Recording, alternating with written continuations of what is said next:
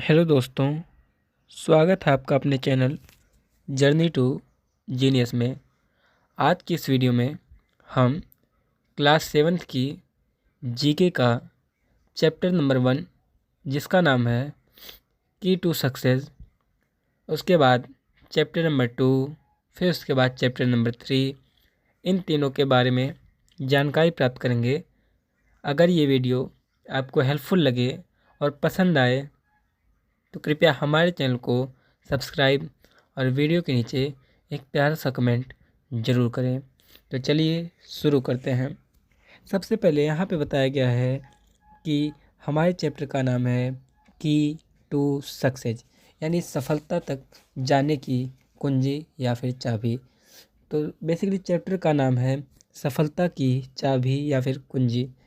तो यहाँ पे सबसे पहले हम इसके मेन स्ट्रीम के बारे में पढ़ लेते हैं कि मेन स्ट्रीम में क्या क्या बताया गया है। देखिए, लिखा गया है everyone wants personal success and to learn the sky to success. यहाँ पे बताया गया है हर कोई व्यक्तिगत सफलता चाहता है, हर कोई व्यक्ति व्यक्तिगत सफलता चाहता है और सफलता की कुंजी के बारे में सीखना चाहता है। आगे दिया गया है everyone want to have a happy healthy life. इसका मतलब हर कोई व्यक्ति सुखी और स्वस्थ जीवन जीना चाहता है। आगे दिया गया है given there are some interesting things to know about success, यानी कि सफलता के बारे में जानने योग्य कुछ रोचक बातें नीचे दी गई हैं, कृपया उनको पढ़ें। तो यहाँ पे हमें बताया गया है कि नीचे कुछ रोचक बातें बताई गई हैं, उनके बारे में हम जानकारी लेते हैं। तो सबसे पहले यहाँ पे लिखा गया है एकेडमिक सक्सेस। तो एकेडमिक सक्सेस का मतलब होता है शैक्षणिक सफलता। शैक्षणिक सफलता का मतलब होता है जो सफलता हम शिक्षा के जरिए प्राप्त करते हैं वो होती है शैक्षणिक सफलता। तो यहाँ पे दिया गया है what is your goal in the life and write down the step to achieve it.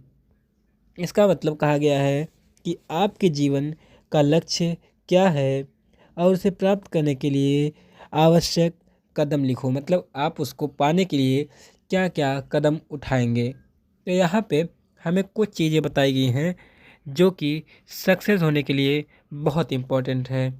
सबसे पहले बताया गया है कि एक्सेप्ट रिस्पॉन्सिबिलिटी, मतलब ये कि आप जो है अपनी जिम्मेदारियों को क्या करें, एक्सेप्ट करें, यानी कि उसे क्या करें, स्वीकार करें। तो सबसे पहली चीज़ जो है वो क्या है, अपनी जिम्मेदारियों को क्या करना, एक्सेप्ट करना, यानी उसे स्वीकार करना। उसके बाद सेकंड नंबर पे आता है डिसिप्लिन योरसेल्फ, मतलब ये अपने आप को क्या करना है, डिसिप्लिन में रखना है, यानी कि अपने आप को अनुशासित रखना है आपको। ये दो हमारी सफलता की कुंजी है। उसके अलावा हमारी तीसरी जो बात यहाँ पे बताई गई है मैनेज योर टाइम। तो यहाँ पे कहा गया है अपने समय को मैनेज करना चाहिए, यानी कि हमें अपने समय को प्रबंधन करना चाहिए या फिर उसे मैनेज करना चाहिए। ठीक है, अब हम इसके आगे समझते हैं कि इसके आगे क्या दिया गया है। यहाँ पे अगला कदम हमें बताया गया है कि help yourself then ask for help. तो यहाँ पे बताया गया है पहले अपनी मदद करें फिर दूसरों की मदद करें, यानी कि पहले अपनी मदद खुद करें उसके बाद आप किसी से मदद मांगें। मतलब ये कि आप अपनी सहायता पहले खुद करें और उसके बाद अगर ना हो पाए तो आप दूसरों से हेल्प मांगने का प्रयास करें। तो यहाँ पे उसके बाद बताया गया है स्टे एहीड, मतलब आगे बढ़ते रहो। स्टे एहीड का मतलब आगे बढ़ते रहो। उसके बाद फिर हमें बताया गया है बी प्रेजेंट एंड प्रॉम्प्ट। इसका मतलब ये है कि आप उपस्थित रहें और किसी भी काम को करने के लिए तत्पर रहें, यानी कि उसे करने के लिए आप तैयार रहें। अब हम आगे समझते हैं। यहाँ पे दिया गया है डोंट क्विट, मतलब ये कि आप कभी भी हार मत माने। डोंट क्विट का मतलब आप कभी भी हार ना माने। ये आपके सक्सेस का क्या है, एक रास्ता है। आगे दिया गया है डू योर बेस्ट, मतलब आप जो भी काम करें उस काम में आप अपना पूरा बेस्ट देने का प्रयास करें और अपनी पूरी कोशिश करें। हमें तीसरा दिया गया है कम्युनिकेट विथ इंस्ट्रक्टर्स। इसका मतलब ये है कि आपके जो प्रशिक्षक हैं आप उनसे क्या करिए, बातचीत करिए या फिर संवाद करिए, कम्युनिकेट करिए। ये भी आपके सक्सेस का एक रास्ता है। तो आशा करता हूँ ये वाला चैप्टर आपको समझ में आया होगा, जिसका नाम था की टू सक्सेस। अब हम इसके अगले चैप्टर को पढ़ने वाले हैं और देखेंगे कि उसमें क्या बताया गया है। तो चलिए स्टार्ट करते हैं। जैसा कि यहाँ आप सभी देख सकते हैं कि चैप्टर 2 का नाम है फ्रेंडशिप, और उसके बारे में आज हम जानकारी प्राप्त करेंगे। तो फ्रेंडशिप का मतलब होता है दोस्ती। तो आज हम समझने वाले हैं कि दोस्ती के क्या क्या वसूल होते हैं या फिर दोस्ती में क्या क्या होता है और कैसे होता है। तो देखिए यहाँ पे सबसे पहले हम इसकी मेन स्ट्रीम के बारे में समझते हैं कि क्या क्या बताया गया है। लिखा है to have a good friend you must be a good friend. इसका मतलब ये बताया गया है कि अच्छे दोस्त पाने के लिए आपको खुद भी एक अच्छा दोस्त बनना पड़ेगा। मतलब ये बताया गया है कि अगर आप अच्छा दोस्त बनना चाहते हैं तो आपको खुद भी एक अच्छा दोस्त बनना पड़ेगा। उसके आगे बताया गया है here are some of the ways good friend treat each other. मतलब ये कि अच्छे दोस्त एक दूसरे के साथ कैसा व्यवहार करते हैं, ट्रीट करते हैं। इसके कुछ उदाहरण नीचे दिए गए हैं, आप उनके बारे में जानकारी प्राप्त करिए। तो चलिए समझते हैं आगे। यहाँ लिखा गया है ऑनेस्ट, यानी कि जो आपका दोस्त होना चाहिए वो ऑनेस्ट होना चाहिए, ईमानदार होना चाहिए। दूसरी चीज़ ये बताई गई कि आपका दोस्त जो होना चाहिए आपके साथ लॉयल होना चाहिए, मतलब ये वह वफादार होना चाहिए या फिर वह आपके प्रति सर्वनिष्ठ हो। अगला है ट्रू वर्थी। ट्रू वर्थी का मतलब होता है विश्वास योग्य होना चाहिए, ताकि आप उसके ऊपर विश्वास कर सकें, यानी कि भरोसा कर सकें। उसके बाद है केयरिंग, मतलब आपका दोस्त क्या हो, देखभाल करने वाला हो, यानी कि वो केयरिंग हो। बात समझ में आई। अब हम चलते हैं आगे, देखिए क्या दिया है। अगला दिया है रिस्पेक्टफुल। रिस्पेक्टफुल का मतलब होता है आदरणीय, यानी कि वह आपका आदर सम्मान करे, आपको आदर दे। तो दोस्ती में ये भी चीज़ जायज़ है। अगला है डिपेंडेबल एंड अंडरस्टैंडिंग। इसका मतलब ये है कि भरोसेमंद और समझदार होना चाहिए आपका दोस्त। आपका दोस्त जो होना चाहिए डिपेंडेबल एंड अंडरस्टैंडिंग, यानी कि भरोसेमंद और समझदार होना चाहिए। अब यहाँ पे कुछ क्वेश्चंस दिए गए हैं, जैसे लिखा गया है let's see how much you know about your best buddy. इसका मतलब बताया गया है कि चलिए देखते हैं कि आप अपने सबसे अच्छे दोस्तों के बारे में कितना जानते हैं। तो चलिए यहाँ पे हमें पहला क्वेश्चन दिया गया है do best friends always have to do everything together.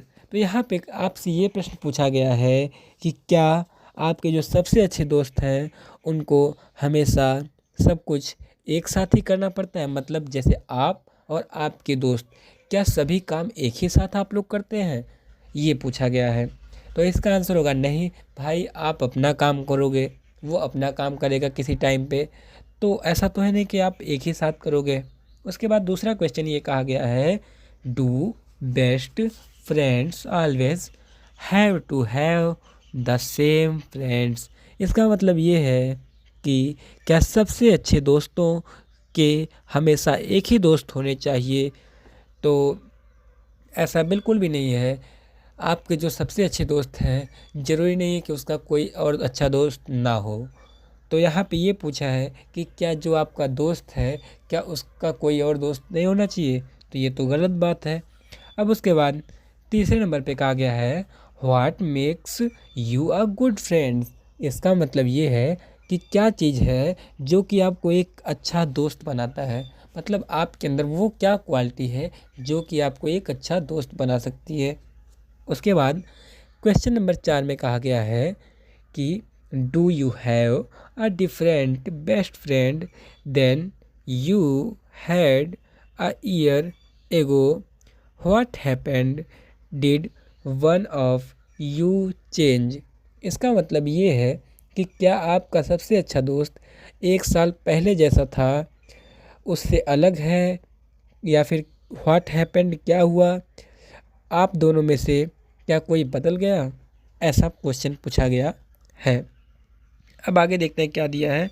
आगे तो हमारा चैप्टर ख़त्म ही हो गया है, तो आशा करता हूँ ये चीज़ आपको समझ में आएगी इस चैप्टर के बारे में कि फ्रेंडशिप के बारे में हमें जो जो चीज़ें बताई गई हैं ये चीज़ें आपको समझ में आई होगी।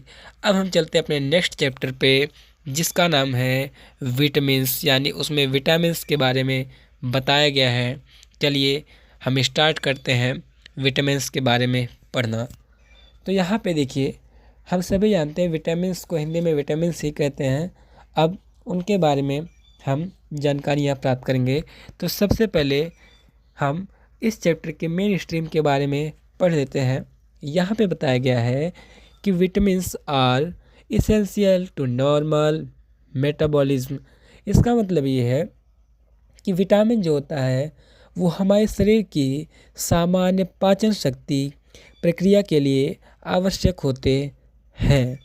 अ vitamin is an essential nutrient that body cannot produce enough of and which is need to get from food। इसका मतलब ये है कि विटामिन एक ऐसा न्यूट्रिएंट्स यानी कि पोषक तत्व है जिसे हमारा शरीर पर्याप्त मात्रा में नहीं बना सकता, यानी इनफ मात्रा में नहीं बना सकता, और जिसे भोजन के माध्यम से प्राप्त करना आवश्यक होता है।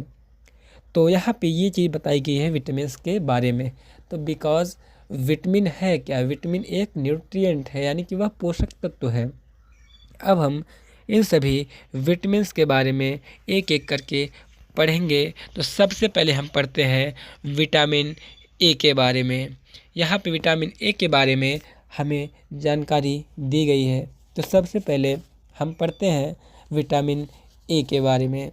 यहाँ पे लिखा गया है good source are milk, eggs, meat, cheese, ETC। तो यहाँ पे बताया गया है जो दूध होता है, अंडे या फिर मांस या फिर पनीर आदि विटामिन ए के अच्छे स्रोत होते हैं।